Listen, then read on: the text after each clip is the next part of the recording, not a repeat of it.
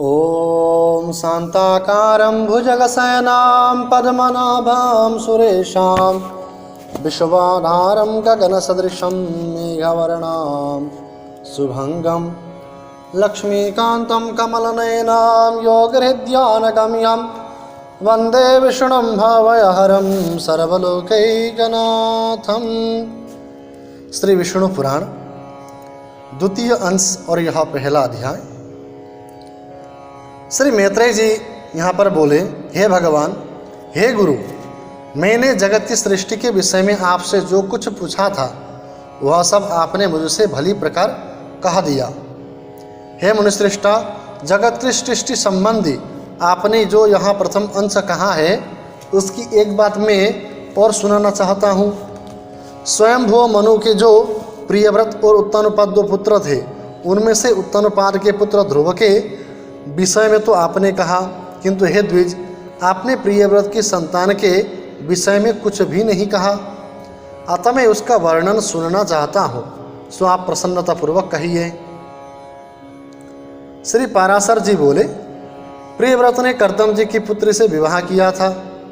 उससे उनके सम्राट और कुक्षी नाम की 2 कन्याएं तथा 10 पुत्र हुए। प्रियव्रत के पुत्र बड़े बुद्धिमान, बलवान, विनय संपन्न और अपने माता पिता के अत्यंत प्रिय कहे जाते हैं। उनके नाम सुनो।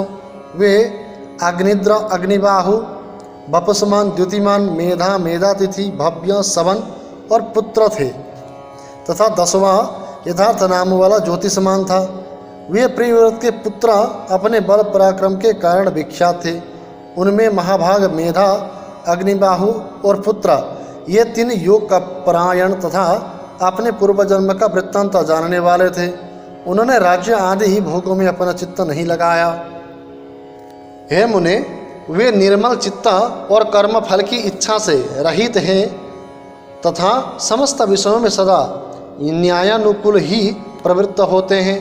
हे मुनिश्रेष्ठा, राजा प्रियव्रत ने अपने शेष 7 महात्मा पुत्र को 7 द्वीप बांट दिए।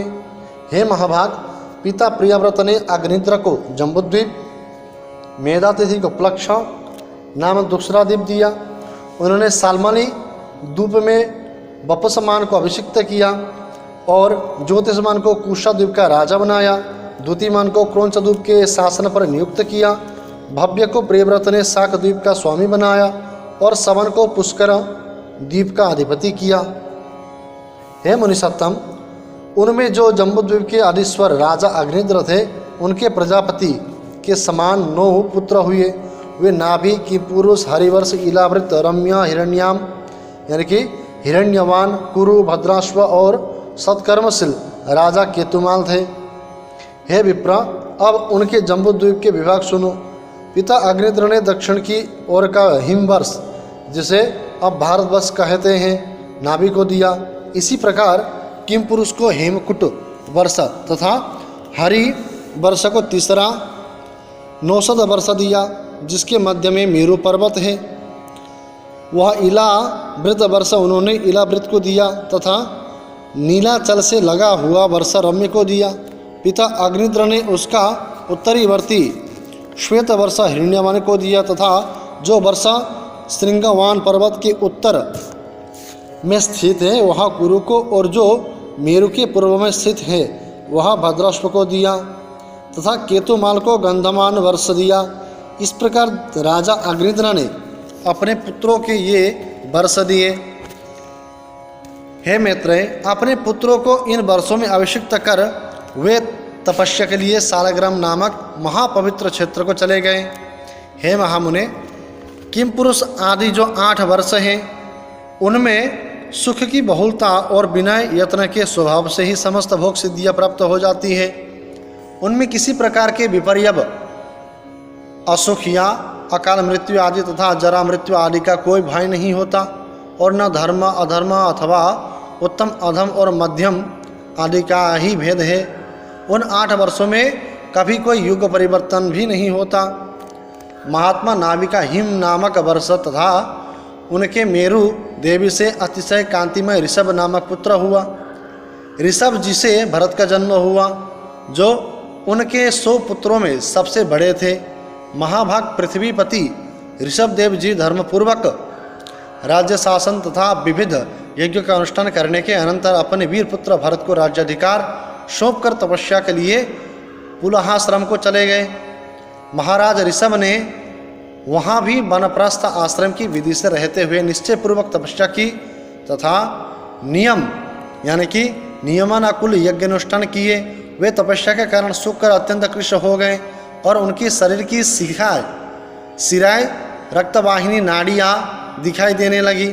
अंत में अपने मुख में एक पत्थर की बटिया रखकर उन्होंने नग्न अवस्था में महाप्रस्थान किया। पिता ऋषभदेव जी ने बन जाते समय अपना राज्य भरत जी को दिया था, अतः तब से यह हिमवर्ष इस लोक में भरत यानी कि भारतवर्ष नाम से प्रसिद्ध हुआ।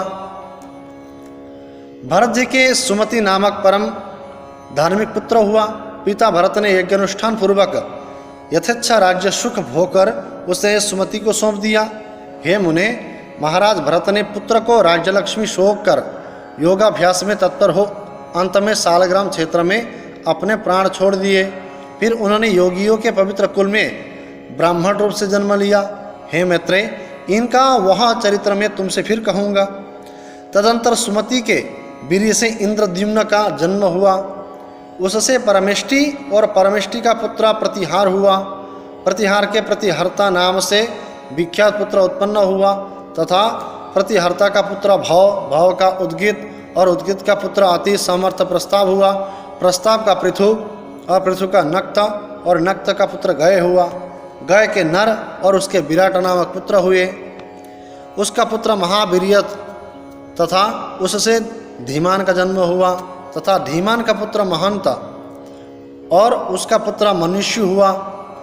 मनुष्य का पुत्र त्वष्टा और त्वष्टा का विराज और विराज का पुत्र रज हुआ। हे मुने, रज के पुत्र सतजीक के 100 पुत्र उत्पन्न हुए। इसी प्रकार आगे की वंशावली, उनमें विश्वक ज्योति प्रधान था। उन 100 पुत्रों से यहाँ की प्रजा बहुत बढ़ गई। तब उन्होंने इस भारतवर्ष को 9 विभागों से विभूषित किया, अर्थात वे सब इसको 9 भागों में बांटकर भोगने लगे। उन्हीं के वंशधरों ने पूर्व काल में कृतत्रेतादि युग क्रम से 71 युग पर्यंत इस भारत भूमि को भोगा था। हे महामुने, यही इस 12 कल्प में सबसे पहले मनवंतराधिप स्वयंभू मनु का वंश है, जिसने उस समय इस संपूर्ण संसार को व्यक्त किया हुआ था। इसी का साथ यह द्वितीय अंश का प्रथम अध्याय समापन होता है।